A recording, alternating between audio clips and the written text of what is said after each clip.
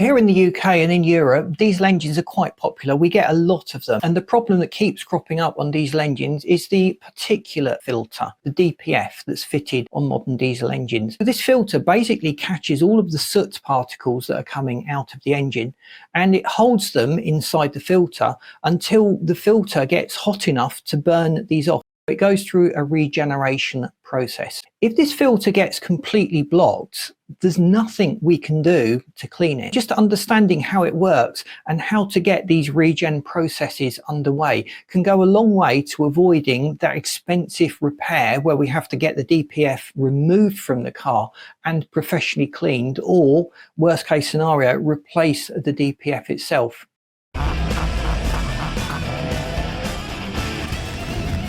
The particulate filter does need heat in order to enter the regeneration process, and the setup is quite different for different cars and different manufacturers.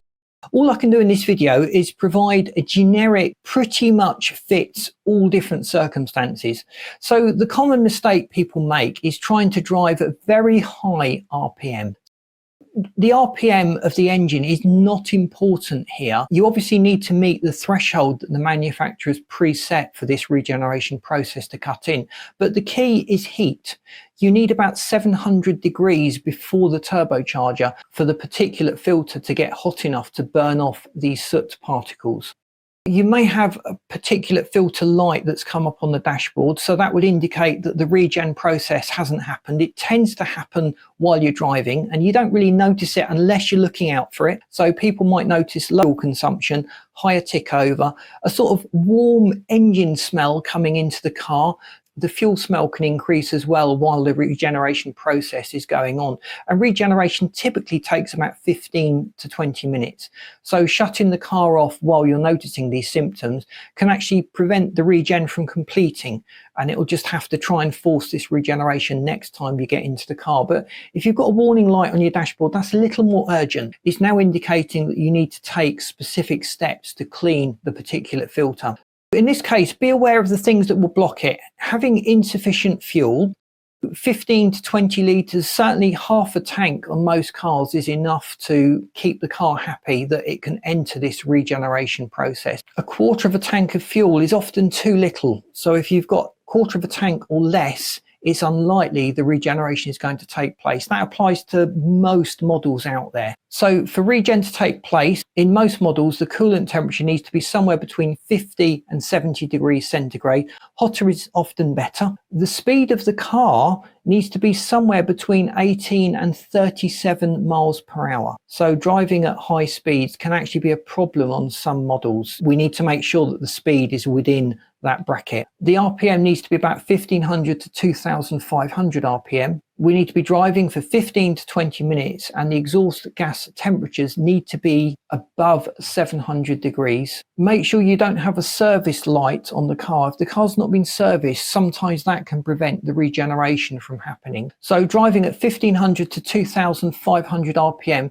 the speed is important for some engines. It needs to be somewhere above 18 miles an hour, but below 37 miles an hour. So a long run on a motorway is not always going to force the regeneration on some models. So that may also mean we need to adjust the gear and run at a slightly lower gear at these speeds to ensure that the RPM meets the threshold that the car needs to kick off this regeneration process. There's a lot more heat coming out of the engine into the exhaust, and that's what you want in that particulate filter. It's best to do this where you've got a little bit of a run and you can enjoy the drive. Just put the radio on, enjoy the car while you're doing it. Some drivers have actually told me it takes about 45 minutes to an hour of driving before this particular light goes off. Let me know in the comments what your experience has been, because we really want to share experiences.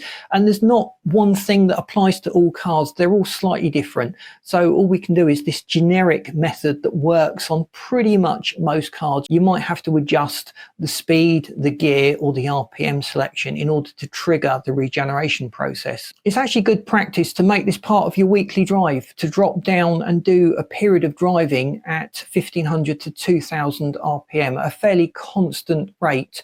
That'll go a long way to keeping the particulate filter in good order, avoiding the problems of the warning light on the dashboard and needing to have it removed and professionally cleaned. Using good quality fuel A lot of the premium fuels, we're not necessarily talking about the higher cetane fuels that you get, but often the premium fuels from decent fuel manufacturers, the big brands, have more detergents in.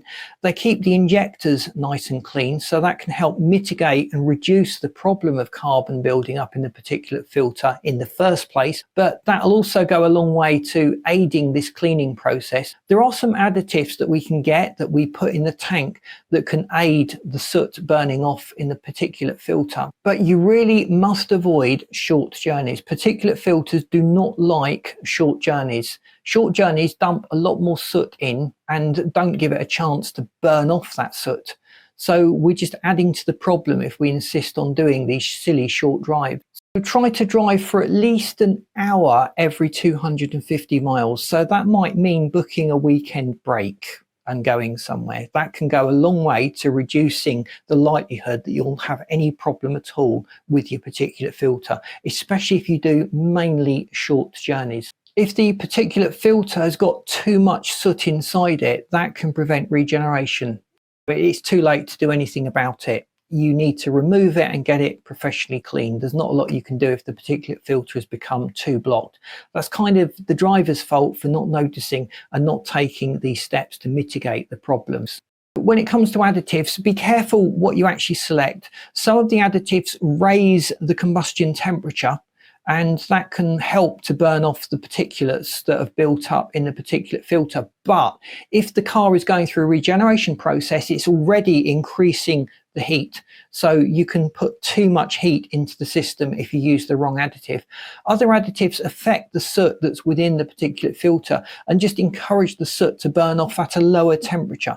So that's probably the one that most drivers will need to do. There are additives and maintenance additives that people add to their tanks sort of once every month or once every few thousand miles, just to keep things nice and clean inside the particulate filter. If your particulate filter keeps getting blocked, the particulate filter is probably not the issue. You've got an issue with the engine. The injectors might be clogged. The sensors around the engine might be giving wrong readings to the ECU, so it might be dumping too much fuel, it might be running too rich. And again, this problem can actually make the particulate filter regeneration more difficult. The engine is just not running as efficiently as it was intended to run. So don't ignore a warning light for your particulate filter, and check if your car has a particulate filter. Make sure you don't do too many short journeys together, and that you have a nice long run to give the engine a chance to clear out the particulates that have built up within this particulate filter.